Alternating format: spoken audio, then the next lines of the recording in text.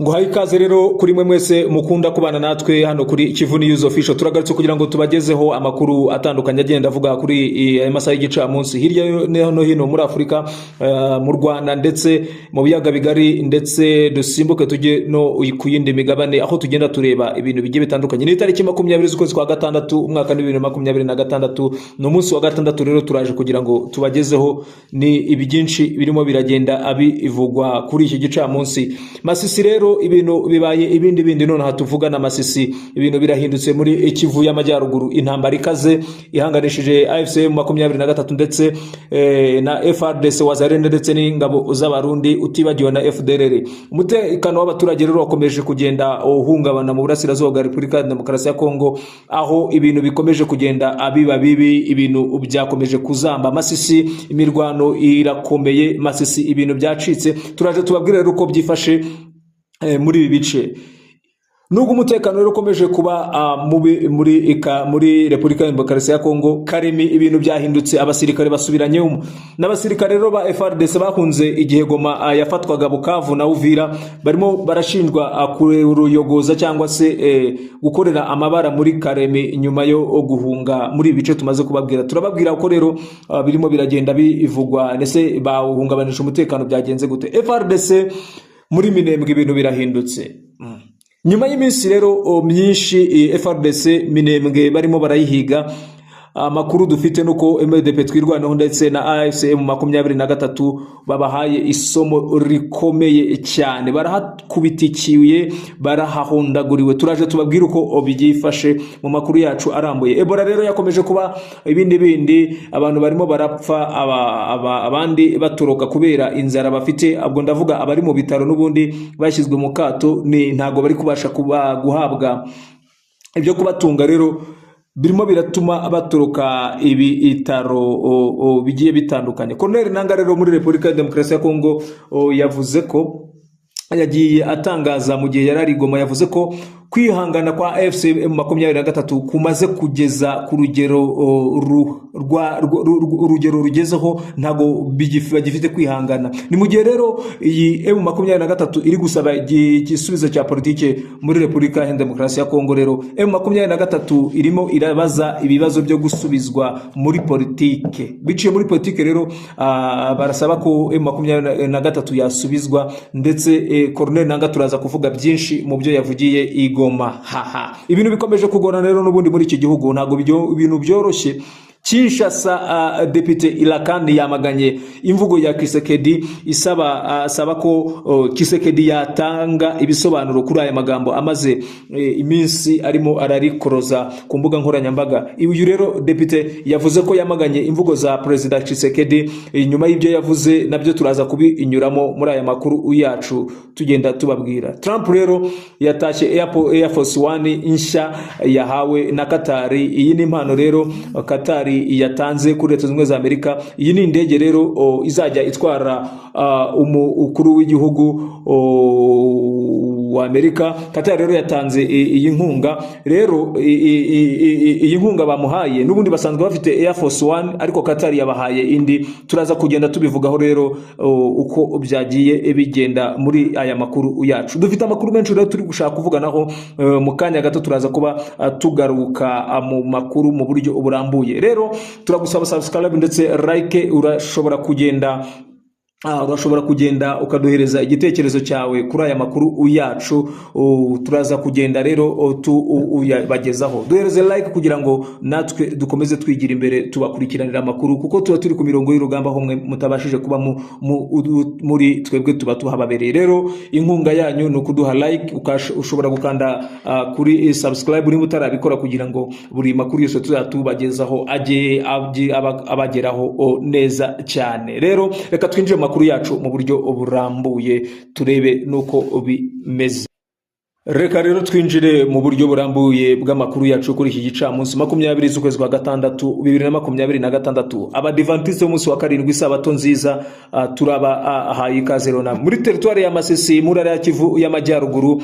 Haravugwa imiryango intambara ikomeye maze iminsi yanganishije AFCM 23 n'ihuriro ry'ingabo za Repubulika Iharanira Demokarasi ya Kongo FARDC ndetse Wazalendo FDLR ndetse n'igisirikare cy'u Burundi. Birumvikana aba rero ni imitwe ibahanganishije, ni imirwano ihanganishije izi mpande zombi, aho iyi mirwano ikomeje kugaragaza imbaraga zikomeye cyane za AFC 23 mu bice bitandukanye by'akarere ka Masisi. Mu gihe rero ku zindi mpande havugwa ko hari igitutu gikomeye cyane ku ngabo zishyize hamwe, ubwo ndavuga na ubwo ni FARDC, Abarundi ndetse Wazalendo na FDLR. Amakuru rero atugera aturutse ku baturage n'inzego z'umutekano zaho avuga ko guhera ku wa kane w'iki cyumweru gishize amasasu y'imbunda ziremereye n'imbunda zoroheje ntabwo aracogora n'aka na gato mu gace gaherereye mu gace ka Ntibatama ndetse na Gasenyi hafi ya Rubaya muri Masisi, aho rero bivuga yuko muri Bahunde, muri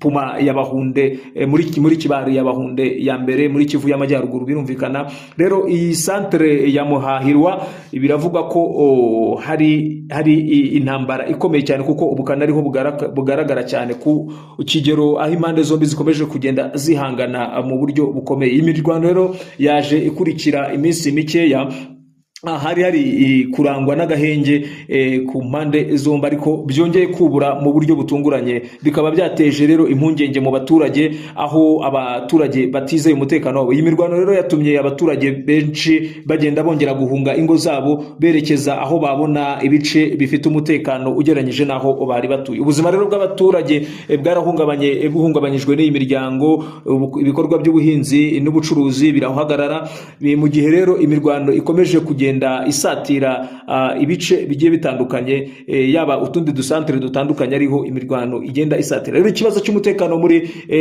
DRC cyangwa Repubulika ya Demokarasi ya Kongo hari impungenge zikomeye ku banyeshuri barangiza amashuri yisumbuye bitegura gukora ibizamini bya leta bya 2025-2026, aho batizeye umutekano kuko ibizamini biteganije gutangira ku munsi wa mbere w'iki cyumweru tugiye kujyamo, nkuko rero bitangazwa n'ubuyobozi bw'ishami ry'uburezi muri Masisi. Ibigo by'ibizamini bya Ruki ya mbere na Ruki ya kabiri byari byarashyizwe mu gace ka Nyamaboko, byamaze kwimurirwa mu bindi bice bya Kibigi na Rubaya kubera umutekano muke uri kurangwa muri ibi bice bigiye bitandukanye byo muri Masisi. Ariko rero kandi no kugira ngo abanyeshuri babashe kubigeraho birasabwa ko banyura mu gace ka Kibabi kari kuberamo imirwano ikomeye cyane hagati ya FARDC, Abarundi ndetse na Wazalendo na bahanganye na M23, biteye impungenge ku mutekano w'aba bantu. Imiryango rero iharanira inyungu z'abaturage n'abagize societe civile zigiye zitandukanye mu gace ka Katuyi birasaba ko hakorwa gahunda yihutirwa yo kwimura ibigo bizakorerwa ibizamini bikajyana mu bigo bya Biriko na Ntoto muri Warikare, aho bemeza ko hari umutekano kugeza iki gihe ugereranyije no muri ibi bice. Ariko benshi bibaza iyo nzira ndende uko abanyeshuri bazayinyuramo kugira ngo bagere iyo za Warikare aho bajya gukorera ibizamini bya leta. Bavuga ko rero gukomeza gusiga ibizamini bishobora gusiga abanyeshuri mu kaga k'ibyago, yaba ibyago bikomeye bishobora kubaviramo urupfu ndetse no kwitabira ibizamini byabo n'ubundi bendaga gukora muri iki igihe aho hashobora kwangirika ejo hazaza habo. Iyi mirwano rero kandi ikomeje kugaragaza ko ikibazo cy'umutekano muri Repubulika ya Demokarasi ya Kongo gikomeje kuba ingutu kandi kigihangayikishije cyane cyane mu bice bya Masisi, aho abaturage basaba ko hakwihutishwa ibisubizo birambye ubwo kugira ngo bongere babone ubuzima bwabo busubiye ku murongo nk'uko byamye bimeze. Rero ibi ni ibibazo bigikomeje kuba muri Masisi, aho ibintu rero bikomeje kuzamba ndetse no kuzambagana tatana ku ruhande rw'abaturage ndetse cyane cyane abanyeshuri bazakora ibizamini bya leta muri 2025 ndetse na 2026.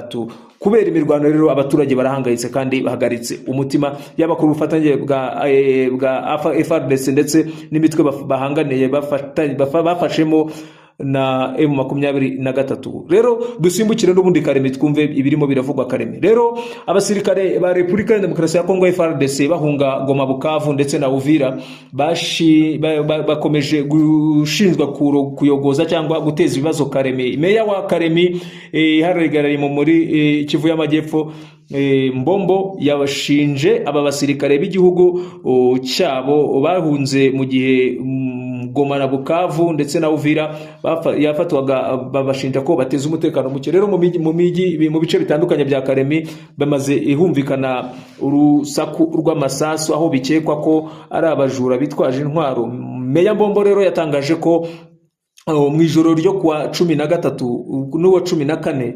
humvikanye amasasu mu bice byinshi bya Karemi, umupolisi umwe ahasiga ubuzima ndetse abaturage benshi baza kuba bahakomerekera mu buryo bitandukanye, imitungo imwe igenda yibwa isahurwa mu buryo bitandukanye. Yagize ati rero umupolisi yishwe kandi umupolisi yishwe n'abagizi ba nabi.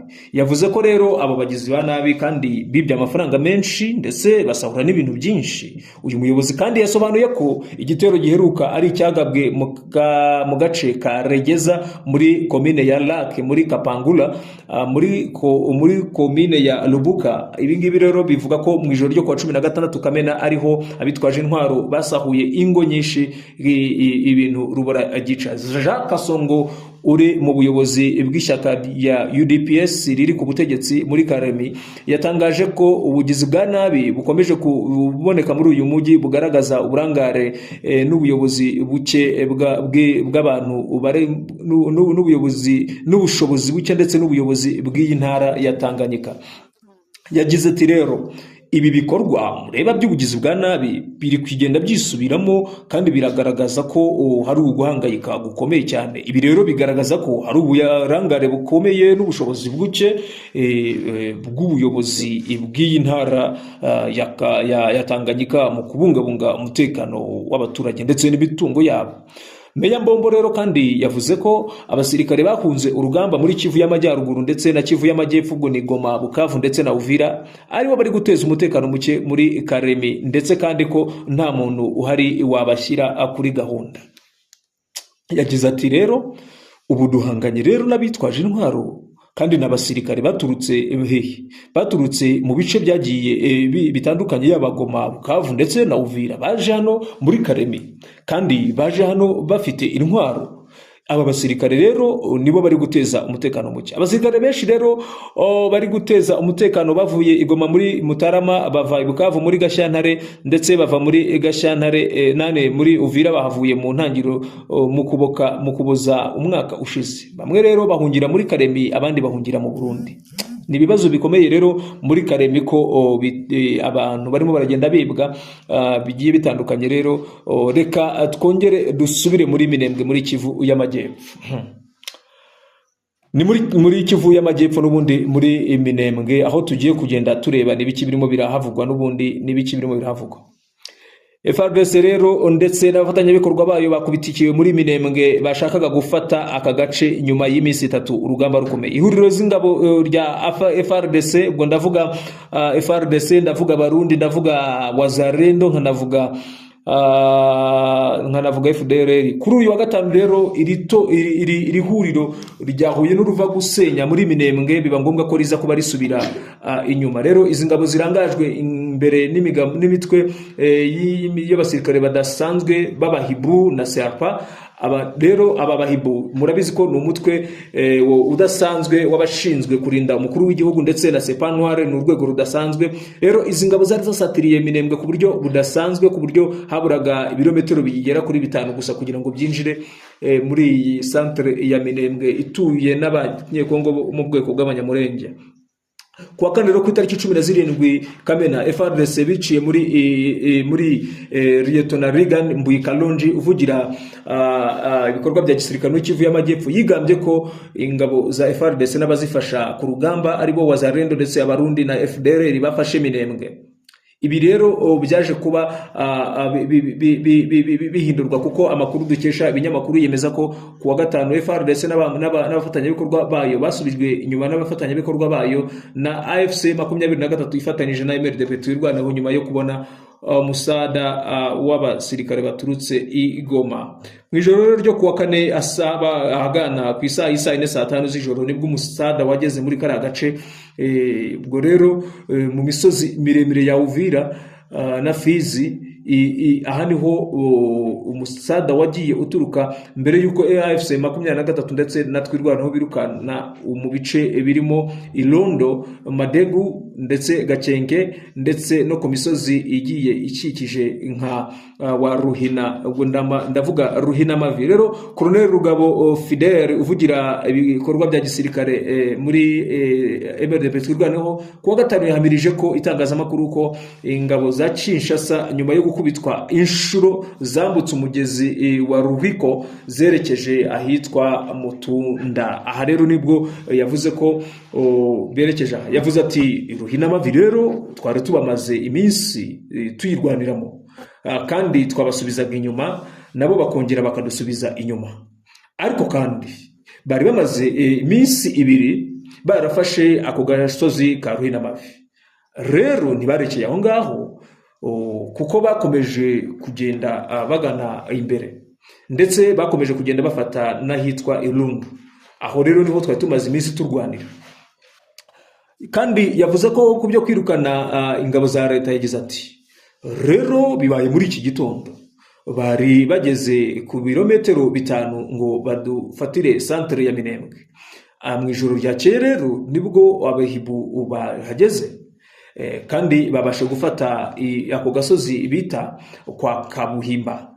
Rero ibingibi byaje kurangira mu gitondo dushyira ku murongo ingabo zacu, kandi igihe cya saa 4 twari twamaze kubasubiza inyuma kuko twakubise umwanzi tumukura mu bice yari afitemo.